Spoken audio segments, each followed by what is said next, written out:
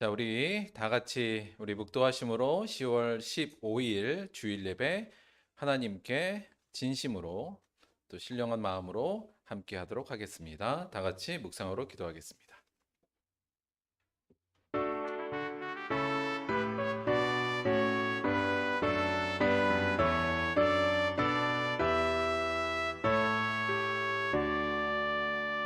목소리 높여서 주 찬양하여라. 영광과 권세와 존귀와 위엄을 온누리 다스리시는 만왕의 왕께 돌려라.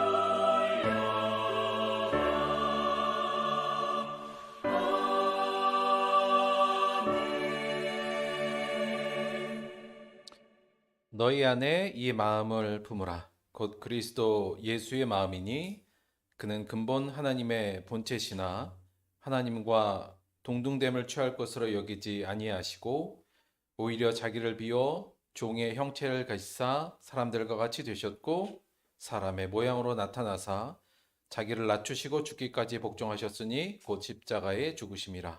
이러므로 하나님이 그를 지극히 높여 모든 이름 위에 뛰어난 이름을 주사 하늘에 있는 자들과 땅에 있는 자들과 땅 아래에 있는 자들로 모든 무릎을 예수의 이름에 꿇게 하시고 모든 입으로 예수 그리스도를 주라 시인하여 하나님 아버지께 영광을 돌리게 하셨느니라. 아멘. 다 같이 사도신경으로 신앙 고백 드리겠습니다. 전능하사 천지를 만드신 하나님 아버지를 내가 믿사오며 그 외아들 우리 주 예수 그리스도를 믿사오니 이는 성령으로 잉태하사 동정녀 마리아에게 나시고 본디오 빌라도에게 고난을 받으사 십자가에 못 박혀 죽으시고 장사한 지 사흘 만에 죽은 자 가운데서 다시 살아나시며 하늘에 오르사 전능하신 하나님 우편에 앉아 계시다가 저리로서 산자와 죽은 자를 심판하러 오시리라. 성령을 믿사오며 거룩한 공예와 성도가 서로 교통하는 것과 죄를 사하여 주시는 것과 몸이 다시 사는 것과 영원히 사는 것을 믿사옵나이다. 아멘. 우리 다 같이 찬송가 31장 찬양하라 복되신 구세주 예수 이 찬송 함께 하겠습니다.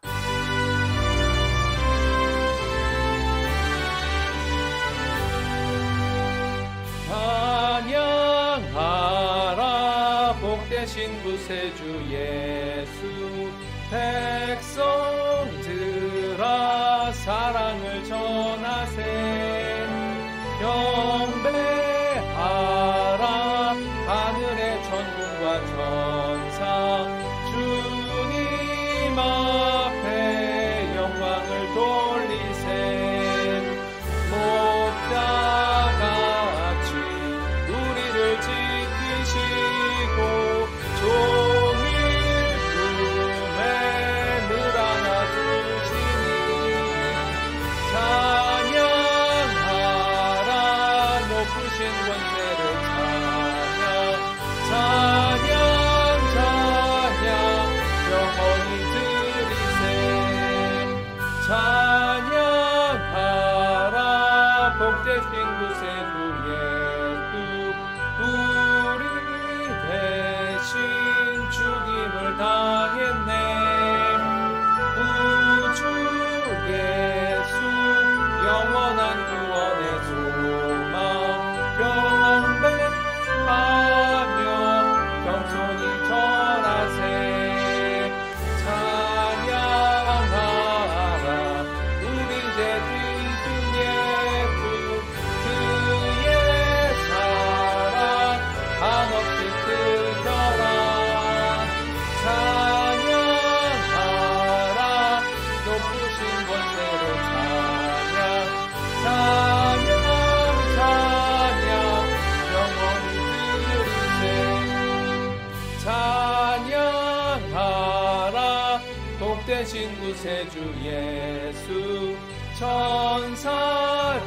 천사들아 즐겁게 찬양해.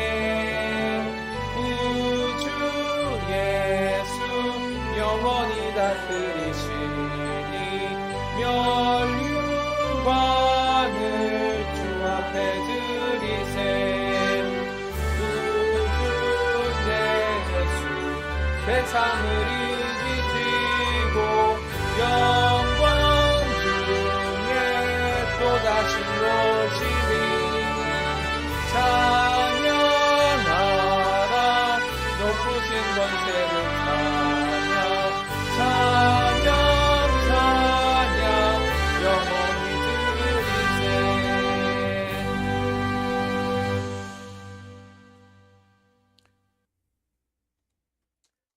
이 시간에는 문현경 성도님께서 우리를 대표해서 기도해 주시겠습니다.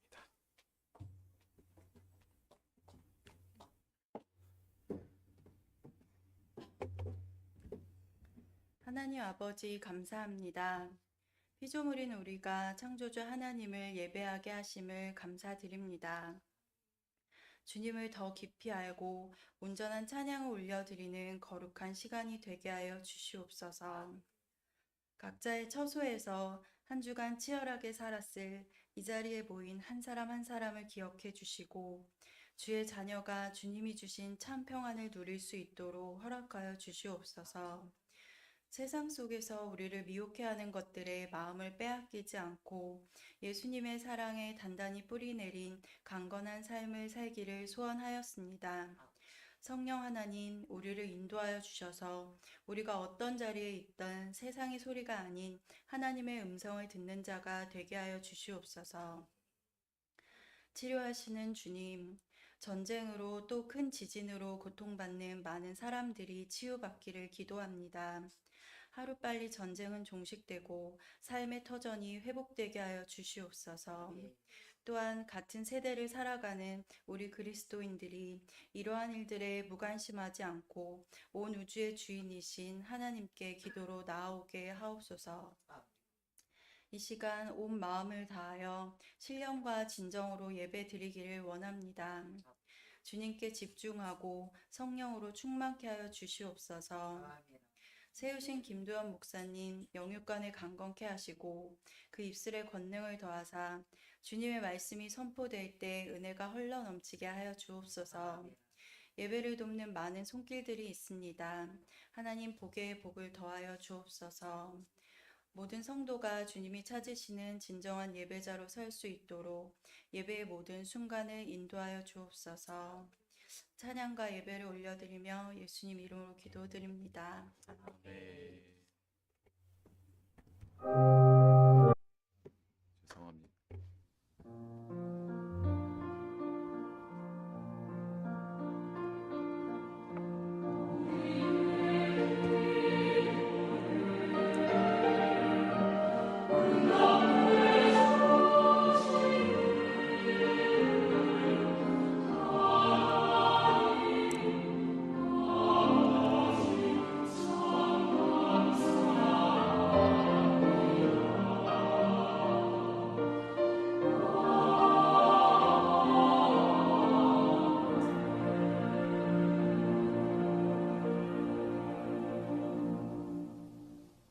감사합니다. 자, 오늘 찬송은 이 찬송 함께 하겠습니다.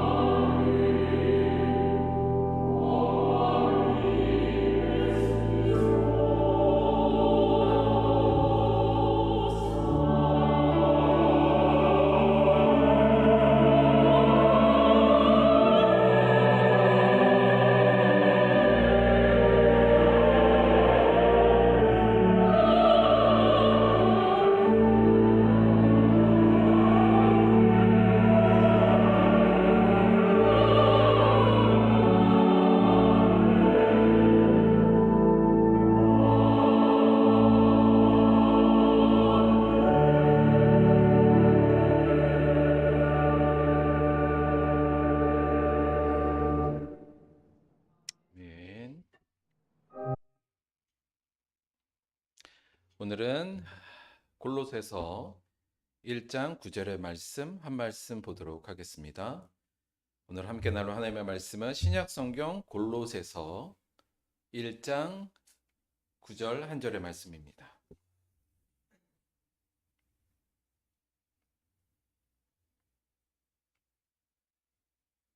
신약 성경 323페이지 골로새서 1장 9절의 말씀 보도록 하겠습니다.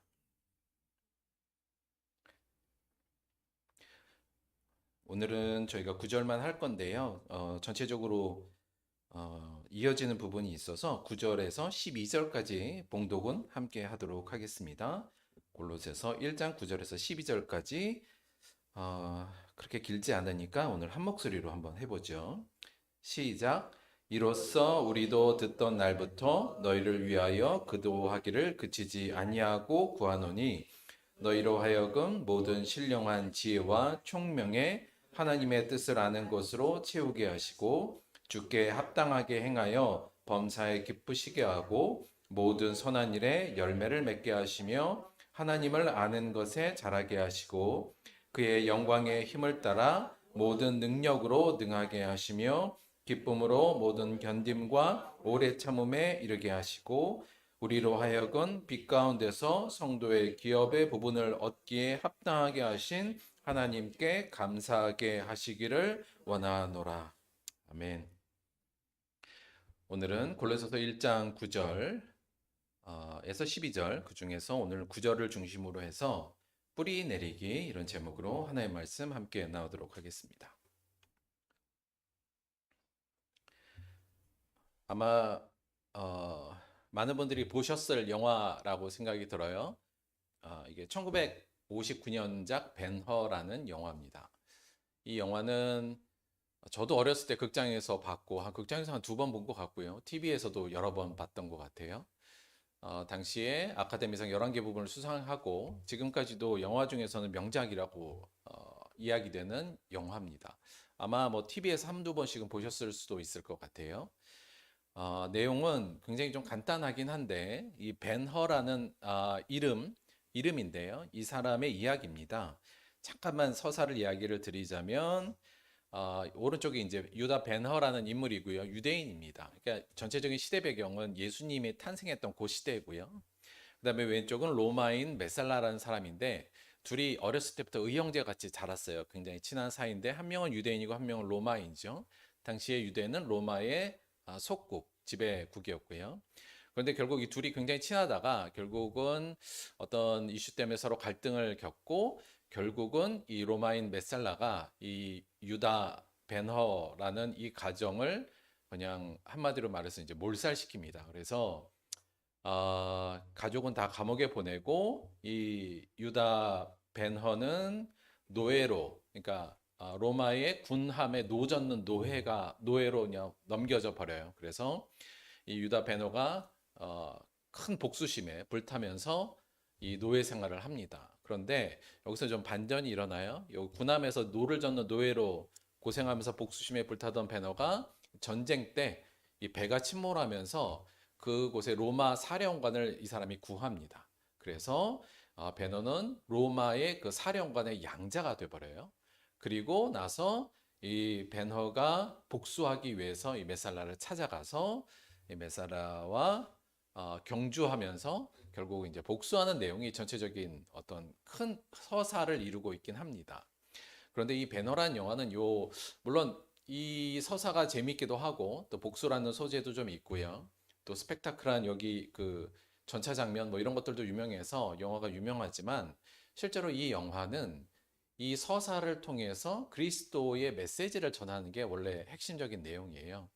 그래서 원래 이 배너의 영화의 맨 첫 장면도 예수님의 탄생에서부터 시작하고요. 또 맨 마지막도 이 배너가 예수님을 만나고 변화하는 모습으로 이야기가 끝납니다. 사실 이 소설은 1888년에 르 월레스라는 사람이 쓴 소설이에요.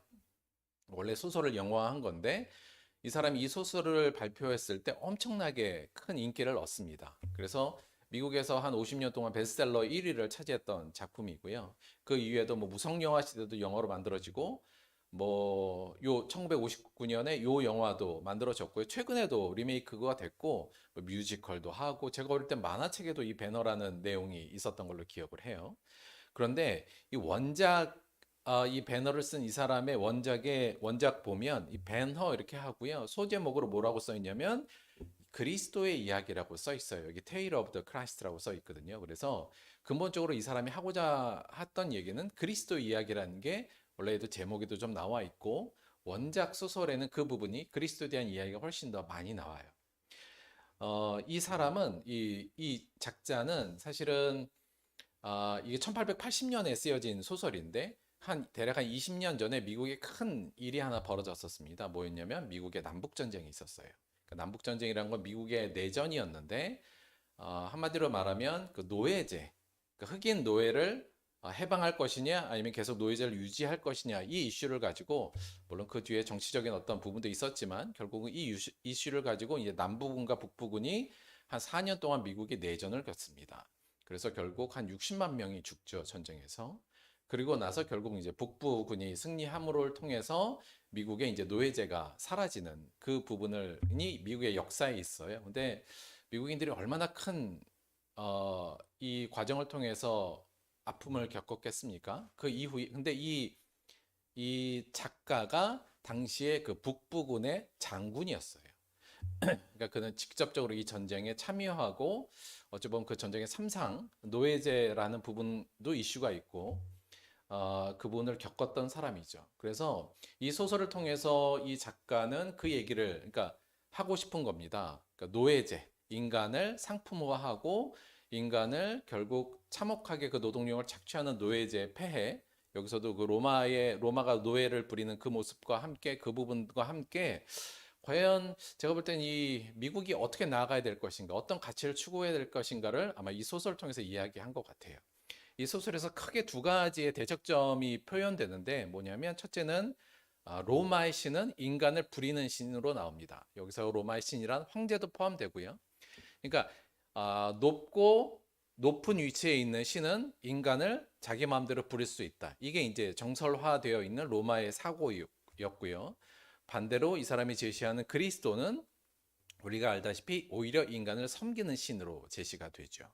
그리고 이 로마의 가치, 그래서 이 로마라는 곳의 가치, 노예제가 합법화되어 있고 노예제를 수행했던 그 로마의 가치는 결국은 폭력을 통한 전쟁을 통한 승리, 그리고 이제 복수 이런 가치들을 추구하고 이런 세상을 향해 가는 로마와 대비돼서 인간을 섬기는 그리스도가 추구하는 가치는 사랑과 인간에 대한 존중, 그리고 용서와 그로 인해 만들어지는 평화가 그리스도의 가치라는 것을 드러내는 것이 이 소설의 가장 중요한 메시지라고 볼 수 있습니다. 실제로 이 영화도 처음에 이 벤 허가 막 복수에 불타서 이 물리적인 폭력을 통해서 이들을 다 제압하고 로마를 항거하려고 하다가 결국은 예수를 만나고 그 예수를 통해서 그가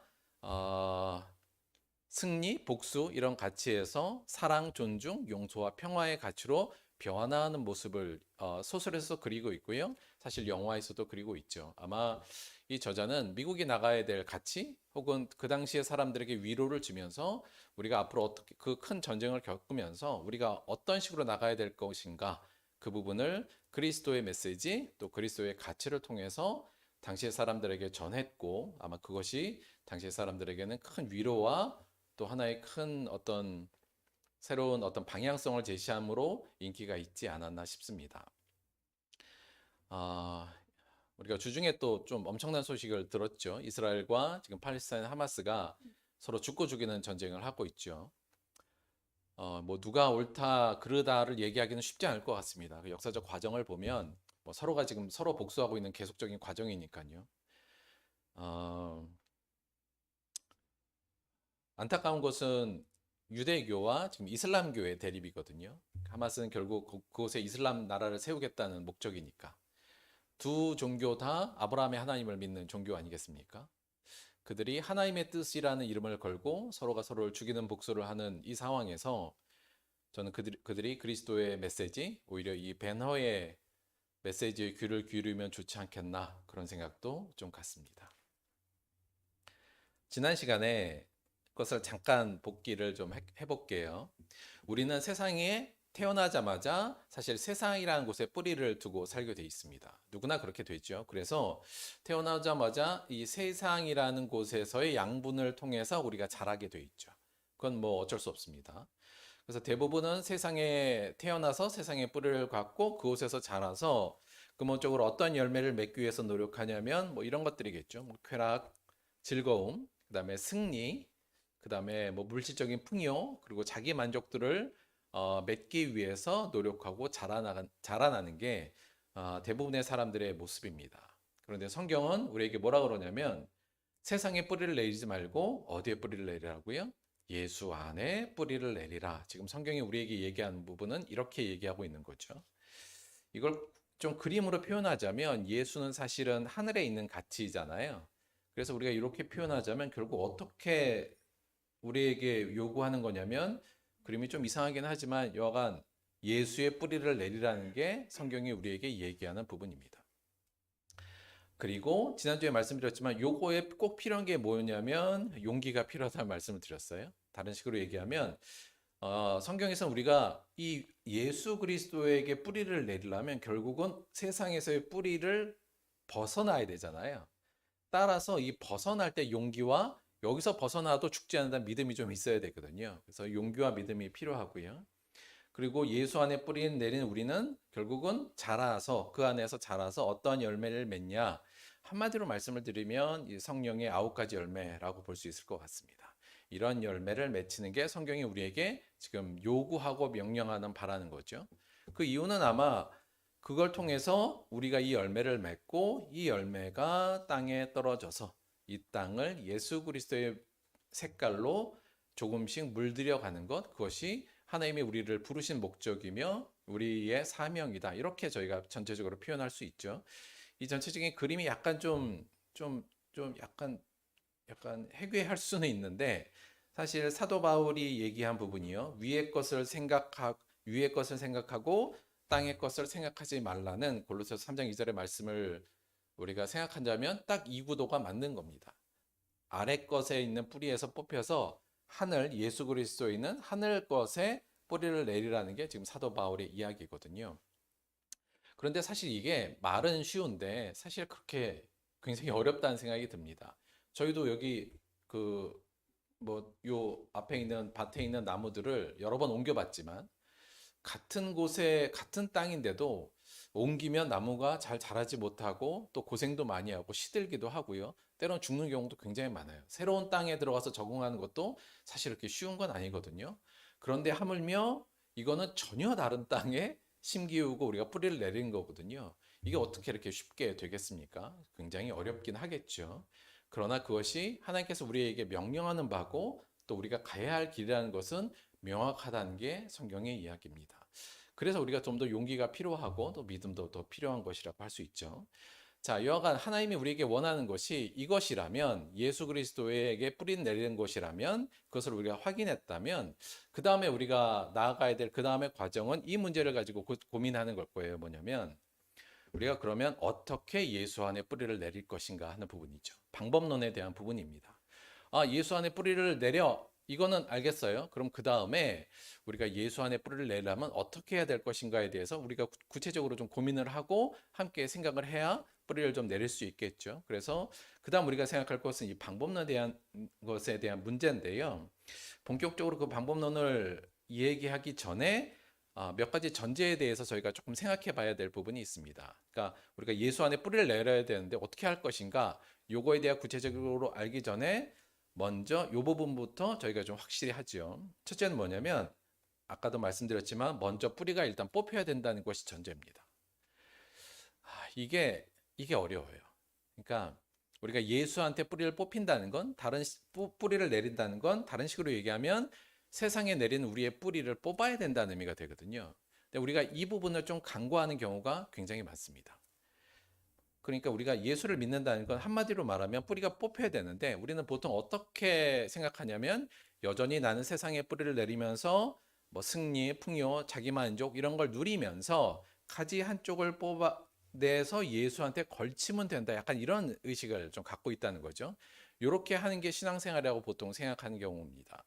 그래서 내가 이 땅에서 누릴 것도 다 누리고 그 다음에 예수한테 가지를 뻗어서 이후에 죽어서도 예수의 은혜 안에서 영원한 행복을 누리겠다는 우리의 욕심이 사실은 이러한 구도를 우리 안에 심어 놓는 거죠. 그러나 명확한 건 우리가 예수 안에 뿌리를 내리라는 건 한마디로 세상에서의 뿌리는 뽑혀야 된다는 것을 전제한다는 것을 잊어서는 안 된다는 거죠. 이런 모습이 요 그림의 모습이 우리가 나가야 될 신앙 방법은 또 우리가 추구해야 될 방법은 절대 아니다. 그리고 여기에 머물러서는 결코 안 된다는 것을 먼저 생각해야 되고요. 뭐 비슷한 얘기인데 두 번째는 뿌리가 뽑히는 것을 일단 두려워하지 말아야 된다. 이 부분입니다. 그러니까 우리가 이 세상의 뿌리를 뽑힌다는 거, 그러니까 세상의 가치와 또 세상의 흐름에서 우리가 멀어지는 게 사실 굉장히 지난번에도 말씀드렸지만 두려운 일입니다. 사람들도 무시하기도 하고요. 그럴 경우 또 사람들이 이상하게 보이기도 하고요. 그러나 뿌리가 뽑히는 것을 결코 두려워해서는 안 된다는 게 두 번째 전제고요. 마찬가지이긴 합니다만 뿌리가 뽑혀야 살 수 있다는 확신이 좀 있어야 됩니다. 우리가 여기서 뽑히는 건 죽는 게 아니라 사실은 근본적으로 사는 길이라는 게 성경이 이야기하는 거거든요.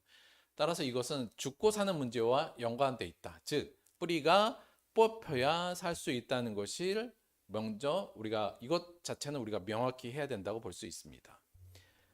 이 내용을 좀 뭐 성경 전체가 이야기를 하고 있습니다만 갈라디아서 6장 8절의 말씀으로 우리가 좀 정리하자면 자기 육체를 위하여 심는 자는 육체로부터 썩어질 것을 거두고 성령을 위하여 심는 자는 성령으로부터 영생을 거두리라.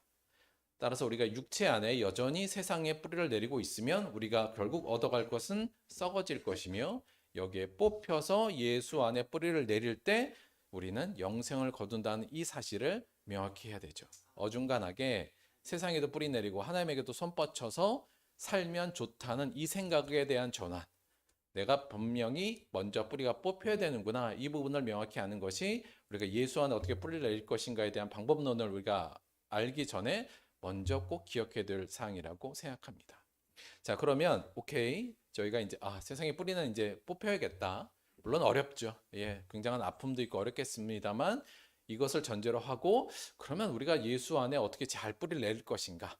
이 부분을 좀 고민해야 되는데요. 그 방법론에 대해서 제시하고 있다고 보는 것이 오늘 저희가 읽은 본문 말씀입니다. 오늘 본문 말씀은 사도 바울이 이 골로새 교인들을 위해서 드리는 기도의 내용이에요. 근데 저는 이 기도의 내용이 결국 골로새인 교인들이 예수 안에 뿌리 내리게 하기 위한 사도 바울의 지침이라고도 볼 수 있다. 이렇게 볼 수 있을 것 같습니다. 제가 한번 쭉 전체적으로 읽어볼게요. 이로써 우리도 듣던 날부터 너희를 위하여 기도하기를 그치지 아니하고 구하노니 여기서부터 이제 기도예요. 너희로 하여금 모든 신령한 지혜와 총명에 하나님의 뜻을 아는 것으로 채우게 하시고 주께 합당하게 행하여 범사에 기쁘시게 하고 모든 선한 일에 열매를 맺게 하시며 하나님을 아는 것에 자라게 하시고 그의 영광의 힘을 따라 모든 능력으로 능하게 하시며 기쁨으로 모든 견딤과 오래 참음에 이르게 하시고 우리로 하여금 빛 가운데서 성도의 기업의 부분을 얻기에 합당하게 하신 아버지께 감사하게 하시기를 원하노라 하죠. 이렇게 기도한다는 거 하나님께 이렇게 해주세요. 골로새 교인들이 이렇게 되기를 원한다는 골로새 교인들이 이 방법을 통하여 예수 그리스도에게 뿌리내게 하여 주옵소서 이렇게 기도하는 것과 마찬가지라는 측면에서 방법론을 제시한다고 볼 수 있을 것 같습니다. 오늘은 그 첫 번째 이야기 어찌 보면 첫 번째 나오니까 제일 중요한 이야기가 될 수도 있을 것 같아요. 어떻게 하면 우리가 예수한테 제대로 뿌리를 내릴 수 있을까? 첫 번째 우리가 해야 될 일 또는 우리가 생각해야 될 부분은 9절인데요. 제가 9절을 다시 한번 읽을게요. 이로써 우리도 듣던 날부터 너희를 위하여 기도하기를 그치지 아니하고 구하노니 여기서 보면 기도하기와 구하기 똑같은 말이 두 번 나오죠. 근데 기도한다는 건 일반적으로 기도한다는 거고요. 특별하게 하나님께 요청한다는 게 이제 구한다는 건데 사도 바울이 골로새 교인들에게 정말 이렇게 되기를 하나님께 요청하고 있고 또 그들에게 이 기도를 줌으로써 이 어떤 방향성을 제시하고 있다고 볼 수 있는 건데요. 첫 번째 뭐였냐면 너희로 하여금 모든 신령한 지혜와 총명에 하나님의 뜻을 아는 것으로 채우게 하시기를 원합니다. 이렇게 기도했다는 거죠. 그래서 첫 번째 우리가 예수 안에 뿌리기 내리기 위한 첫 번째 방법은 바로 하나님을 아는 것입니다. 첫 번째 단계는 하나님을 아는 것이죠. 특히 여기서는 하나님의 뜻을 아는 것, 이렇게 이야기가 되고 있습니다. 우리가 하나님께 뿌리 내리기 위해서는 하나님의 뜻을 아는 게 제일 중요하며 첫 번째 단계란 이야기입니다. 오늘 말씀을 조금 공부해 볼게요.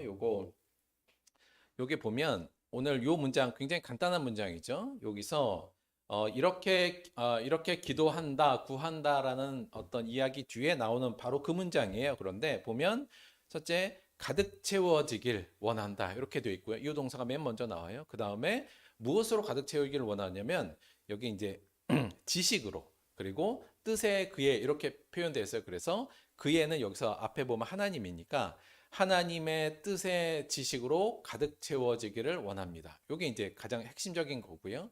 그 뒤에 부분은 이 부분을 조금 더 설명하는 부분, 아니면 이러기 위한 방법론을 이야기한다고 볼 수 있어요. 그래서 영어로 보면 전치사 in인데 그 뒤에는 어떻게 되어 있냐면 뭐뭇 안에서 이렇게 되기를 원합니다. 이렇게 돼요. 그래서 아는 것은 첫째 모든 지혜와 그 다음에 영적인 통찰 안에서 골로새이 교인들이 하나님의 뜻의 지식으로 풍성히 채워지기를 원합니다. 지금 요게 저희가 볼 때 저희가 어떤 그 원문의 어떤 직역이라고 볼 수 있습니다. 여기서 가득 채워진다는 의미의 단어를 썼잖아요. 그러니까 여기서 그러니까 하나님의 지식이니까 하나님을 아는 거예요. 하나님의 뜻을 아는 것이라고 번역한 거고요. 그러니까 하나님의 뜻을 아는 것으로 가득 채워지기를 원한다. 이 부분은 사실 가득 채워진다는 의미 자체가 온전히 안다는 의미가 있어요. 그러니까 가득 채워지는 거니까 온전히 안다는 의미가 있습니다. 그래서 이 부분을 조금 더 구체적으로 우리가 번역을 하자면 하나님의 참 뜻을 온전히 알기를 기도한다, 이렇게 볼 수 있습니다. 근데 사도 바울이 여기서 지식이라는 단어도 원래 이제 그노시스가 지식인데 그 앞에 에피라는 부분을 붙였어요. 그래서 여기 그 의미를 좀 살린다면 참뜻, 이렇게 저희가 좀 표현할 수 있어서 하나님의 참뜻을 온전히 알기를 나는 기도한다. 이게 우리가 첫 번째 예수께 뿌리 내리기 위해서 우리가 알아야 될 부분이라고 제시하는 거라고 볼 수 있고요.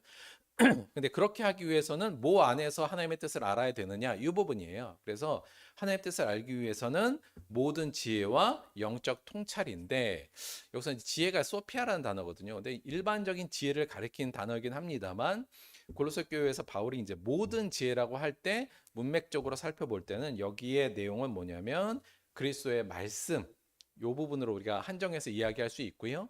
또 여기서 영적인 통찰이란 성령님의 조명, 그리스도의 영인 성령님의 조명을 통해서 하나님의 온전하게 하나님의 참 뜻을 아는 것, 그것이 예수께 뿌리 내리기 위한 첫 번째라고 우리가 이 부분을 통해서 좀 확정하고 이야기할 수 있는 거죠.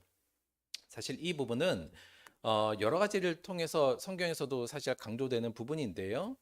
예수님께서 하신 말씀이에요. 보혜사 곧 아버지께서 내 이름으로 보내실 성령, 그가 너희에게 모든 것을 가르치고 내가 너희에게 말한 것을 생각나게 하시리라. 이 부분도 사실 이거와 뭐 거의 같은 결의 말씀이라고 볼 수 있죠.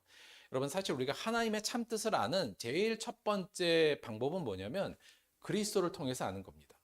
사실 오늘 골로새서 1장 15절에서도 그는 보이지 아니하시는 하나님의 형상이시다, 이렇게 표현되어 있거든요. 그러니까 예수님을 통해서 우리는 하나님을 알 수 있고요. 예수를 통해서 하나님의 참뜻을 알 수 있습니다. 그래서 예수님의 말씀에 저희가 주목해야 되고 예수님의 영인 성령의 조명을 통해서 하나님의 참뜻을 알 수 있는 거죠. 사도 바울이 지금 그 얘기를 하고 있는 거죠. 한마디로 말하면 그리스도를 통해서 하나님의 참뜻을 온전히 알기를 원한다. 그가 하신 말씀과 그의 성령의 깨닫게 해심을 통해서 너희들이 하나님의 참뜻을 온전히 알아가기를 원한다. 즉 다른 식으로 얘기하면 이건 일종의 명령이라고도 볼 수 있죠. 예수 그리스도의 말씀과 성령의 조명을 통해서 하나님의 온 뜻을, 온전한 하나님의 참뜻을 너희들은 알아야 한다. 왜냐하면 그것이 곧 예수 그리스도에게 뿌리를 내릴 수 있는 첫 번째 가장 중요한 내용이기 때문이다. 지금 이렇게 이야기하고 있다고 볼 수 있습니다.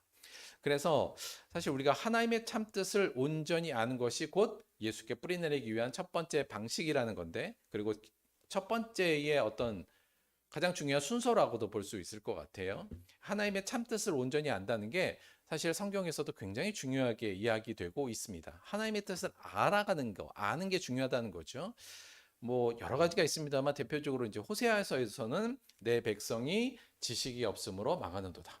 하나님에 대한 지식, 하나님의 참뜻을 지식이 없어서 망한다고 이야기했고요. 실제로 유대 민족들이 멸망한 이유 중에 근본적인 것이 하나님의 참뜻을 몰라서였죠. 그래서 호세아는 나중에 이렇게도 이야기하죠. 우리가 여호와를 알자, 힘써 여호와를 알자. 우리가 예수께 뿌리내는데 가장 중요한 건 뭐냐면 하나님을 아는 겁니다. 특히나 하나님의 참뜻을 제대로 아는 것이 그 뿌리내림의 가장 선결된 조건이죠. 우리가 이게 없이는 아무리 예수를 오래 믿고 또 아무리 그 땅에 오래 묻어 있어도 결국 뿌리를 내리지 못하고 죽을 수밖에 없습니다. 그래서 우리의 관심은 어떻게 하나님의 참뜻을 아는 것, 이 하나님의 참뜻을 아는 거에 주목돼야 되죠. 자, 그럼 우리의 이제 관심은 하나님의 참뜻을 온전히 아는 것으로 이제 넘어갔고요. 이 부분에 대해서는 조금 더 저희가 또 보충해서 조금 얘기를 해야 될 것 같아요. 그러니까 하나님의 참뜻을 온전히 안다는 건 어떤 의미를 지금 배경적으로 지금 사도 바울이 얘기하냐면, 첫째는 세상의 지식이나 기술보다는 하나님의 참뜻을 알기에 노력해야 된다. 이 부분이요. 그러니까 그냥 여러 가지 세상적인 지식을 우리가 습득하기 위해서 노력하잖아요. 이 땅에 살기 위해서, 이 땅에 뿌리 내려 사는 데 필요한 지식을 얻기에 우리는 평생을 노력하는데, 지금 사도 바울은 야, 그게 중요한 게 아니야. 그거보다는 하나님의 참뜻을 알기에 노력해야 돼. 이 부분이 지금 전체적인 내용에 서려 있는 부분이고요. 사실 우리도 하나님의 참뜻을 내가 알기에 얼마나 노력했는가, 얼마나 관심을 갖고 있는가를 좀 돌아봐야 될 것 같습니다. 사실 우리가 이 땅에서 어떻게 하면 건강할 것인가, 어떻게 하면 돈 잘 벌고, 어떻게 하면 잘 살 것인가, 이러한 지식을 습득하는 데는 정말 열을 내도 하나님의 참뜻을 아는 것에는 그렇게 노력하지 않는 것 같아요. 오늘 말씀은 그냥 여전히 세상적인 것을 알려고 노력함과 동시에 하나님의 참뜻을 온전히 알아라, 요 내용보다는 그 내용은 줄이고 하나님의 뜻을 아는 것에 집중하라, 이 부분이 일단 담겨 있다고 볼 수 있고요.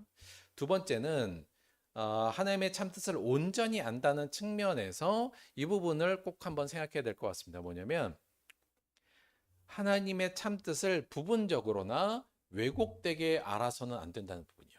그러니까 여기서 온전히 알아야 돼요. 그러니까 이걸 어설프게 알거나 좀 잘못 알거나 부분적으로 알면 안 된다는 것도 여기에 지금 사도 바울이 포함되어 있습니다. 사실 저희가 하나님의 참뜻을 모르는 것은 아니거든요. 이제 어느 정도 교회에 오면 대부분 그것을 알 수는 있죠. 그런데 때로는 우리가 이걸 왜곡하거나 부분적인 부분만 강조해서 잘못 이해한 부분이 굉장히 많습니다. 대표적인 걸 저는 이거 자주 말씀드렸지만, 나의 뜻과 나의 소망을 하나님의 뜻으로 위장해서는 안 된다는 이 부분, 저희가 늘 주의해야 된다는 말씀을 좀 드렸죠. 이건 근데 너무나 우리 안에 쉽게 일어나는 일이라, 사실 목회자는 늘 경계하는 거예요. 목회자는 이건 하나님의 뜻이라는 것을 위장해서 교회가 부흥되고 자기가 성공하기를 원해서 하나님의 뜻을 붙여서 위장하는 경우가 너무 많고요. 원래도 우리 보통 성도들도 내 자식이 잘 되고 내가 잘 되는 것이 곧 하나님의 뜻이다, 하나님의 영광을 위한 것이라고 왜곡해서 하나님의 뜻과 나의 뜻을 일치시키려는, 이거는 그냥 어찌 보면 뭐 죄된 인간이 좀 자동스럽게 그렇게 만들어 버리는데요. 그러니까 자기가 위장하고 있다는 사실도 모르죠.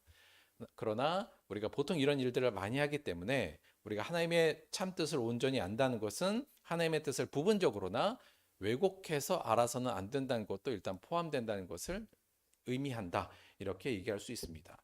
그래서 사실 이 바울의 이 말은 저희들이 늘 새겨들어야 되죠. 너희는 이 세대를 본받지 말고 오직 마음을 새롭게 함으로 변화를 받아 하나님의 선하시고 기뻐하시고 온전하신 뜻이 무엇인지를 분별하도록 하라. 아는 것도 중요한데요, 이게 분별이 굉장히 중요합니다. 왜냐하면 우리가 잘못 알고 하나님의 뜻을 가는 순간, 지금의 전쟁 상황도 그런 부분입니다만 아무리 열심히 노력해도 오히려 하나님과 반대되는 방향으로 갈 수 있기 때문이죠. 그래서 온전히 하나님의 뜻을 아는 것, 이 부분이 중요하다. 전체적이고 하나님의 가장 중요한 내용을 제대로 아는 게 중요하다, 이렇게 말씀드릴 수 있습니다. 자, 요 두 가지를 전제를 해서 우리가 하나님의 참뜻을 온전히 알라는 이 말은 다른 식으로 얘기하면 이렇게 표현할 수 있을 것 같아요. 이건 하나님의 뜻을 배워야 한다는 것을 의미합니다. 하나님의 참 뜻을 배우는 과정이 일단 무조건 있어야 돼요. 사실 골로새 교회는 누구한테 배웠냐면 우리가 저번에도 말씀을 드렸습니다만 에바브라한테 배웠거든요. 1장 7절에 보면 사도 바울이 이렇게 얘기해요. 이와 같이 우리와 함께 종된 사랑하는 에바브라에게 너희가 배웠나니 그는 너희를 위한 그리스도의 실신한 일꾼이다. 그렇죠? 그래서 하나님의 참 뜻을 온전히 안다는 건 일단 배워야 된다는 내용이 전제가 됩니다. 그래서 다시 논의를 가자면 우리가 예수 안에 온전히 뿌리 내리기 위해서는 하나님의 참 뜻을 배우는 과정을 꼭 거쳐야 된다. 이렇게 저희가 이제 이야기할 수 있죠. 여기서 배운다는 거에 대해서 이 얘기를 여러분께 드리고 싶어요. 그러니까 그냥 하나님의 말씀을 들으면 된다는 건 아닙니다. 그냥 단순히 듣는다가 아니라 여기선 배운다는 의미거든요. 배운다는 것을 생각할 때 저희가 이 부분을 좀 생각해야 될 것 같은데요. 첫째 제일 중요한 건 뭐냐면 그리스도의 신실할 인꾼인 선생을 잘 선택해야 된다는 문제가 이제 발생합니다. 잘 배우려면 잘 가르치는 자에게 있어야 되는데 오늘 말씀에도 이게 에바브라는 사실은 사도 바울에게 잘 배운 사람이잖아요. 그래서 하나님 뜻을 온전히 잘 전해줄 수 있고 또 골로새 교회 전체는 여간 사도 바울이라는 아주 유능한 성경 해석자, 예수 그리스도를 전파하는 복음 전파자가 있는 거가 너무 감사한 일인데 사실 이걸 선택하는 게 굉장히 어렵습니다. 오늘날도 우리가 하나님의 뜻을 전하는 데 있어서 워낙 다양한 견해들도 많고 그걸로 인한 어려움이 많죠. 이건 사실은 저에 관한 문제잖아요. 그래서 말씀드리기 좀 민망한 부분이 있습니다만 여간 뜻을 배워야 한다 할 때 일단 정확하게 선생을 잘 고르고 또 선생은 자기가 왜곡되고 부분적으로 하나님의 말씀, 하나님의 뜻을 전하는 게 아니라 온전한 하나님의 참 뜻을 전하도록 노력하는 것, 이 두 부분이 일단 병행하고 먼저 전제되어야 된다는 것을 저희들이 좀 생각해야 되고요. 두 번째는 여기서 배워야 된다는 의미 안에서는 근본적으로 내 마음을 하나님의 뜻을 아는데 일단 두어야 된다. 이 부분을 저희가 생각해야 됩니다. 그러니까 교회 나가서 그냥 아무 생각 없이 목사님 말씀 듣고 돌아가는 그것이 아니라 왜 우리 남자들 왜 예비군 훈련 가고 그냥 아무 생각 없이 듣다가 오는 그 정도의 듣는 하나님의 말씀 듣는 게 아니라 마음을 내가 하나님의 뜻을 정말 알고 싶어 알아야겠어 이러한 마음과 각오로 마음이 하나님 뜻에 일단 먼저 가 있는 게 배우는 자의 자세고요. 두 번째는 마찬가지로 시간과 노력을 투자해서 열정적으로 탐구해야 됨이 여기에는 전제가 됩니다. 그러니까 원칙으로 보면 목사님 저 하나님의 정말 뜻을 알고 싶어서 이것 좀 공부 좀 시켜주세요 막 이렇게 막 나와야 되는데 우리는 공부하자 그러면 바쁘다고 보통 얘기하고요. 그다음에 그냥 목사님 뭐 얘기하는 거겠지. 그리고 주일날 사실은 저 이게 수용률이 얼마나 될지 모르겠습니다만 이게 참 어려운 일인 것 같아요. 그러니까 만약에 언젠가도 말씀드렸지만 제가 온전한 말씀을 전하는 데 있어서도 로스가 생길 거고요. 제 말이 전해서 여러분 귀에 들어갈 때도 많이 로스가 생길 텐데 우리가 이거 갖고 정말 하나님의 온 뜻을 알 수 있을까도 개인적으로 고민하는 부분이긴 합니다. 그러나 여간 먼저 중요한 건 뭐냐면 우리가 일단 마음과 시간과 노력을 투자해서 하나님의 뜻을 알아야 된다. 배우고 싶다라는 마음과 각오가 자세가 먼저 수반돼야 된다. 그냥 들으면 자동적으로 하나님을 알게 되는 게 아니라 이걸 우리가 마음을 다해서 노력해야 된다는 부분은 꼭 한번 기억하시고 우리 안에 좀 적용을 해야 된다는 생각이 듭니다. 예수 안에 우리가 뿌리 내리기 위해서는 하나님 뜻을 온전히 알아야 되고요. 알기 위해서 열정을 갖고 배우는 과정을 우리가 스스로가 능동적으로 만들어 가야 된다. 이 부분까지 말씀드리면 우리가 뿌리 내리기 위해 우리가 설정하는 이 첫 번째 단계는 어느 정도 규명이 되는 것 아닌가 그런 생각이 듭니다. 그러면 이 부분은 남은 것 같아요. 그럼 대체 하나님의 참뜻이 뭐냐 이 부분이죠. 물론 이 부분은 워낙 큰 주제이기도 하고 또 워낙 하나님의 뜻도 여러 가지가 있을 수 있고 그래서 이 부분을 이야기할 때는 너무 이야기가 커지는데요. 저는 다들 하나님의 뜻을 놓고 서로 다른 이야기들이 워낙 많이 나오니까 그래도 그 전체적인 걸 분별할 수 있는 큰 잣대는 있지 않겠는가. 하나님의 뜻인지 아닌지 정말 하나님의 참뜻을 분별할 수 있는 마치 그냥 헌법처럼 모든 것을 귀속할 수 있는 가장 큰 하나님의 참뜻이 있다면 이것으로 제시하는 것이 가장 성경적으로 온전하고 적합하다라고 생각하는데요. 그 말씀은 이 말씀으로 저희가 정의 내릴 수 있을 것 같아요. 요한일서 4장 8절이요. 사랑하지 아니하는 자는 하나님을 알지 못하나니 이는 하나님은 사랑이십니다. 하나님을 우리가 알기 위해서 여기서 말은 뭐예요? 사랑해야 된다는 거잖아요. 사랑하지 않는 자는 하나님을 알지 못한다. 왜냐하면 하나님은 사랑이 본체니까. 지금 이 요한일서의 말씀을 통해서 저희들이 전체적인 큰 흐름, 그러니까 하나님의 참뜻에 대한 아주 큰 울타리는 사실 이걸로 정의하는 게 맞다고 봅니다. 그리고 작은 뜻들도 사실은 이 틀 안에서 저희가 규명해 보면 이걸 기준으로 보면 될 거라고 생각하는데요. 한마디로 말하면 사랑이죠. 사랑하는 것. 하나님이 우리 옆에 둔 모든 사람들을 사랑하는 것, 그것이 곧 하나님을 알아가는 과정이며 그런 자만이 곧 하나님을 안다는 이 말씀을 통해서 우리가 확정할 수 있는 건 바로 사랑입니다. 사랑, 우리가 이것도 워낙 넓은 단어니까요. 크게 두 가지로만 말씀을 드리면 여기서의 사랑은 근본적으로는 인간 사랑입니다. 사람을 사랑하는 거예요. 그 사랑을 어떻게 하느냐? 아마 존중과 저는 용서 두 가지로 사랑을 표현할 수 있을 것 같습니다. 어떤 사람이든지 그 사람의 피부색이 어떻든 그 사람의 배경이 어떻든 하나님이 창조한 사람에 대한 존중이요. 결코 그 사람이 어떤 결점도 있을 수 있고요. 부족한 점도 있고 나와 다른 점이 있을 수 있지만 그것들을 존중하고 수용하는 것, 그것이 사랑의 첫 번째일 거고요. 두 번째는 용서입니다. 아무리 그렇다 할지라도 인간 사이에 벌어지는 다양한 관계 속에서 서로에게 상처를 주고 또 갈등이 생길 텐데요. 여간 용서할 만한 자를 넘어서 용서하지 못할 자까지 용서해내는 것, 그것이 하나님께서 우리에게 원하는 사랑의 가장 중요한 두 가지 내용이고요. 이 서로에 대한 존중과 서로에 대한 용서가 결국 만들어내는 평화가 하나님의 참뜻의 또 다른 이름이기도 하고요. 그것을 성경에서는 거룩이다라고 표현하고 있습니다. 그래서 저는 이것으로 하나님의 뜻을 세부적인 뜻은 이것으로 저희가 이걸 기준으로 보면 별로 틀리지 않을 거다. 저는 개인적으로 그렇게 생각하고요.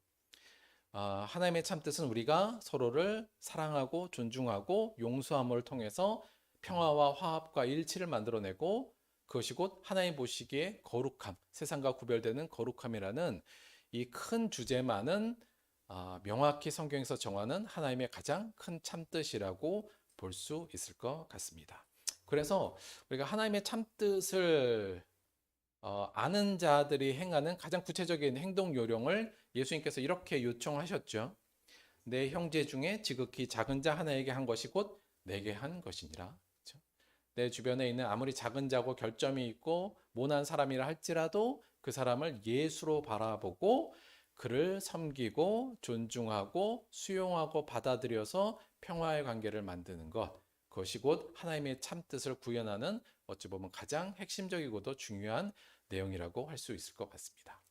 결론적으로 말씀을 드리면, 정리하면 우리가 예수 안에 뿌리를 내리는 첫 길은 하나님의 참뜻인 서로 사랑을 통해서 평화를 만드는 것임을 아는 것, 하나님의 참뜻인 서로 사랑을 통한 평화를 만드는 것을 아는 것, 그리고 그것을 내 삶의 가장 중요한 방향성으로 삼는 것이 곧 예수에게 우리가 뿌리내기 위한 가장 첫 번째 순서이며 가장 핵심적인 요소라고 부를 수 있을 것 같습니다.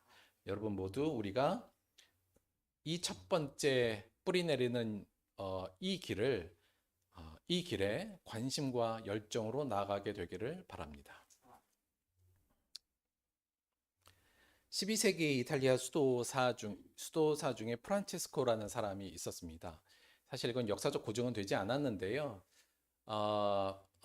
이 사람이 역사적 고증이 안 됐다는 이 사람 있었던 사람인데 지금의 이야기가 그렇습니다.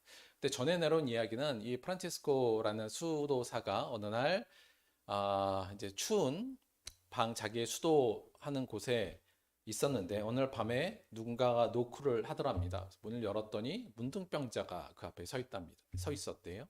그 문둥병자가 너무 춥고 배고프니까 하루만 묵게 해달라.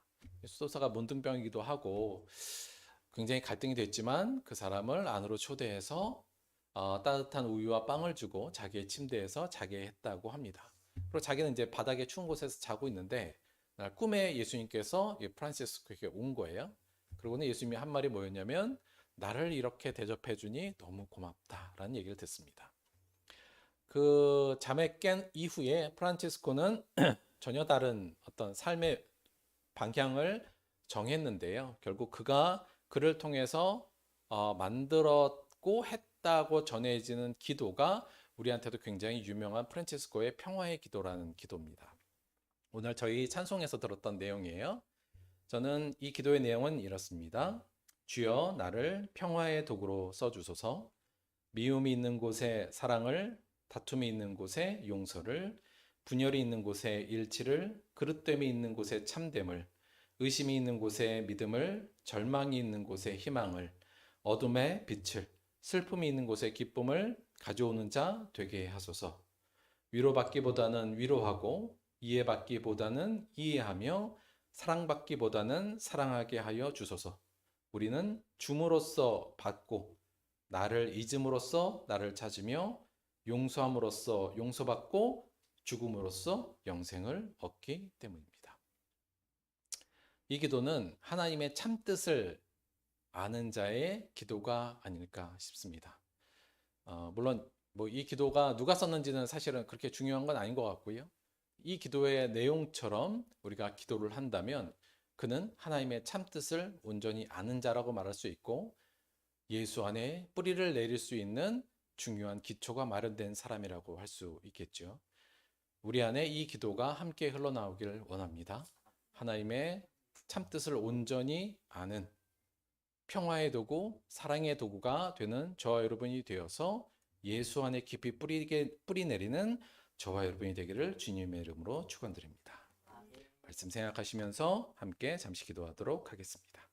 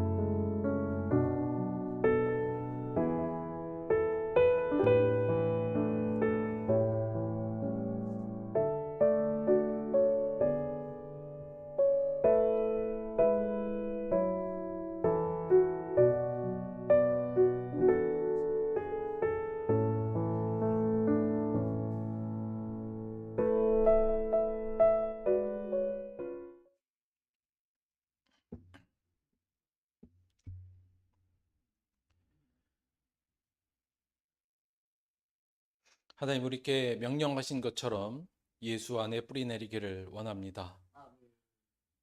세상에 뿌리박고 있는 것에 대한 미련을 버리고 예수 안에 새롭게 뿌리 내리는 우리 되게 도와주옵소서. 그 뿌리를 내리기 위하여 온전히 하나님의 참뜻을 아는 자들이 되길 원합니다.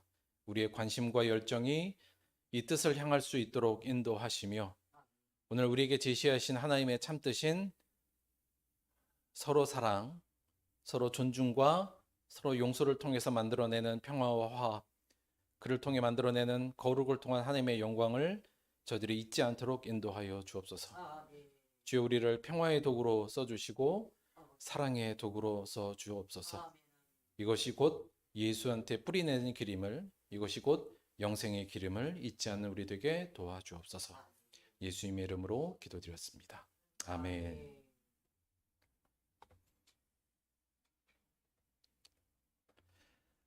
우리 오늘 우리 광고는 우리 식사하고요. 우리 남성들은 저희 모래주머니 이제 좀 치워야 될 것 같거든요. 그래서 식사하고 모래주머니를 원래 B동에 원래 쌓아놨던 데 있잖아요. 거기다가 다시 좀 이렇게 가지런히 쌓아 놓을 거거든요. 그래서 식사하고 우리 잠깐 모여서 그거 나르는 거 우리 오늘 남성이 좀 안 왔네. 남성들은 그거 약간 도와주시는 거 하나 부탁을 좀 드리겠습니다.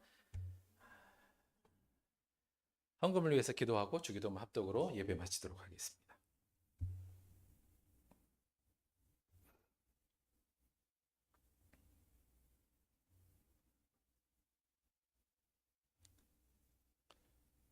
주님, 국제적으로 서로에 대한 미움과 다툼과 싸움과 전쟁과 서로에 대한 죽임이 있는 이 상황에서, 그리고 우리의 개인의 삶 속에서도 수많은 미움과 갈등과 또 전쟁이 있는 이 상황에서 때로는 우리가 굉장히 무기력하다는 것을 느낍니다. 하나님, 우리에게 힘 주옵소서. 우리가 이 상황에서도 우리의 길을 찾게 하여 주시고, 우리가 평화의 도구로, 사랑의 도구로 이 땅에서 우리가 할 일을 찾아 나아가는 우리 될 수 있도록 인도하여 주옵소서. 무엇보다도 하나님이 진정으로 원하는 참 뜻이 무엇인가를 세상 사람들이 알게 하시고, 우리를 통하여 그것이 선포될 수 있도록 인도하여 주옵소서. 우리에게 주신 은혜에 너무 감사하여 주 앞에 예물로 나왔습니다. 이것을 통해서 우리가 분명 이 땅에 있는 것들에서 뿌리 뽑혀야 된다는 사실을 저희들이 다시 한번 느끼게 하여 주시고, 쓰이는 모든 손길, 쓰이는 모든 예물들이 통해 하나님의 참기를 세상이 발견할 수 있는데 쓰일 수 있도록 역사하여 주옵소서. 예수님의 이름으로 기도드렸습니다. 아멘. 함께 주기도문 합독하겠습니다. 하늘에 계신 우리 아버지여, 이름이 거룩히 여김을 받으시오며 나라가 임하시오며 뜻이 하늘에서 이루어진 것 같이 땅에서도 이루어지이다. 오늘 우리에게 일용할 양식을 주시옵고, 우리가 우리에게 죄 지은 자를 사하여 준 것 같이 우리 죄를 사하여 주시옵고, 우리를 시험에 들게 하지 마시옵고 다만 악에서 구하시옵소서. 나라와 권세와 영광이 아버지께 영원히 있사옵나이다.